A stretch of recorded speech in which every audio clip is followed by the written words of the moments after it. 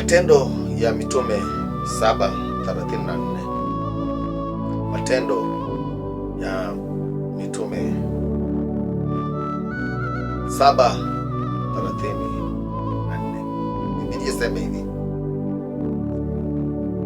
yakini nimeona mateso ya watu wangu waliomo Misri, nimesikia kuugua kwao, nami nimeshuka niwatoe. Basi sasa nitakutuma mpaka Misri. Huyu ni Mungu mwenyewe ambaye anaongea. Ameona mateso ya watu wake, ameona shida ambazo watu wake wanapitia, ameona kilio cha watu wake, na ameamua anataka kukuja kuwatoa. Anataka kuja kutoa hao watu katika mateso, katika shida ambazo wanapitia ndani, katika kilio ambacho wanapitia ndani, katika mahangaiko ambayo wanapitia ndani, katika mateso ambayo wanapitia ndani. Anasema nimesikia mateso ya watu wangu waliomo Misri. Misri ni nchi ya utumwa. Sasa hao watu ambao wako katika nchi ya utumwa, wako katika nchi ya utumwa wapi? Hao watu wanaweza kuwa wako katika nchi ya utumwa katika nchi gani? Biblia inasema katika Wakorintho wa pili 11:14. Wacha tuanze 12 ndio tuelewe vizuri. Na mtu yeyote ambaye atasikia meseji hii, naomba ushare kwa watu wengine, watu wenye wako grupu yao, na wao waambie washare, ili ifikie hao watu ambao tunaenda kuongelelea leo. Wakorintho wa pili 11 tuanzie 12.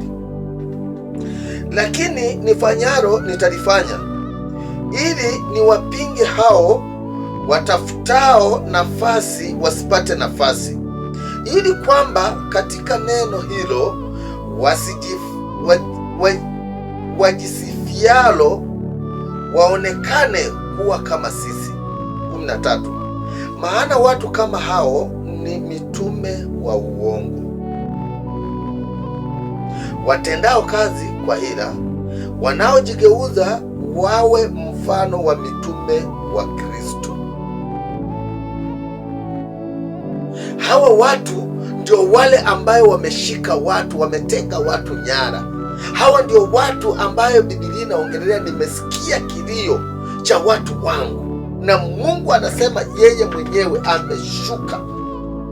ameshuka kuja kuangalia mateso ya watu wake.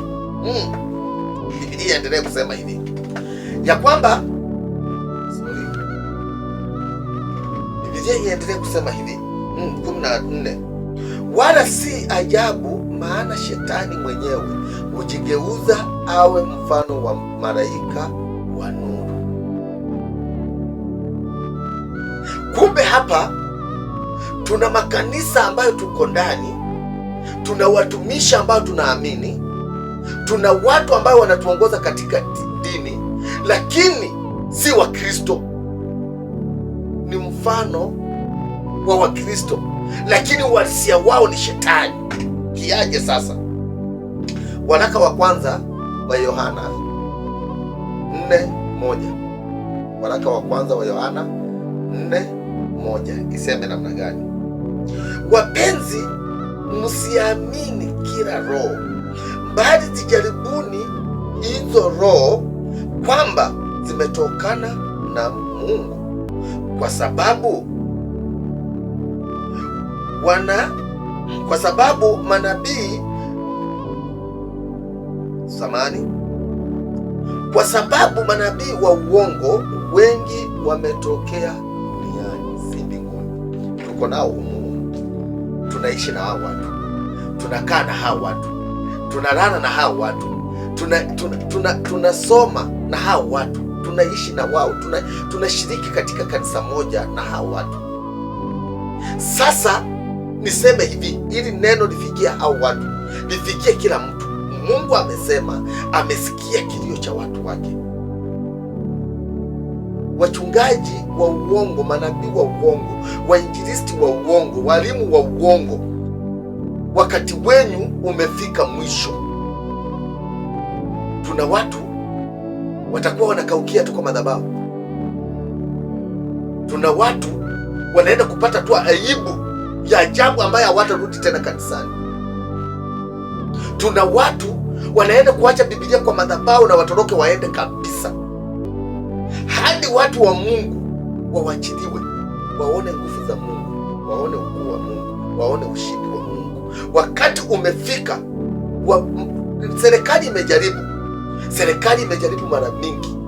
Serikali imeleta kila sheria kujaribu kudhibiti hao watu, imekuwa ngumu. Sasa Mungu mwenyewe anaenda kushuka, na kuanzia sasa share hii ujumbe, share ifikie watu. Mwenye atabadilika, Mungu ni mwingi wa rehema. Mwenye hataki kubadilika, atawacha tu hii kazi. Vile alivyoingia ndani, ndivyo hivyo anaenda kuacha. Mungu hatawachilia watu wake wanyweshe maji chafu, walishwe vyakula chafu, wapelekwe kama puppet, wanazungushwa bila watu kujijua. Amani ya Mungu iwatawale. Wewe mwenye unapata hii ujumbe na wewe mwenye utashiriki hii ujumbe, wakati umefika manabii wa uongo kuondolewa kabisa katikati yetu. Mungu amani awabariki, awatende mema. Najulikana kama Papa Apostle Timothy Fresha. Mungu ametuaminia na madhabahu hapa maili 7. Unaweza piga hii namba hapa kwa direction. Piga hii namba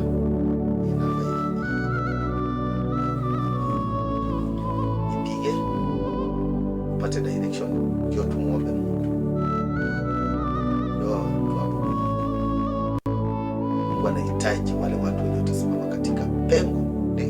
Huwa nasema hivi mara si moja, watu ambao wanafanya mabaya si wabaya. Wale watu wenye wanaona mabaya yakifanyika na wamenyamaza, wao ndio wabaya. Sasa wakati umefika, kwa sauti ya nguvu, lazima tukatae mabaya kanisani. Yaani hii sekta ya kanisa itanyooka na ikae sambamba bila watu wabaya. Mungu awabariki, awatende mema. Amen. Shalom. Subscribe kwa hii channel. Hiyo ndio sadaka unaweza kutolea tu. Subscribe, fikishe watu 50 nianze kwenda live.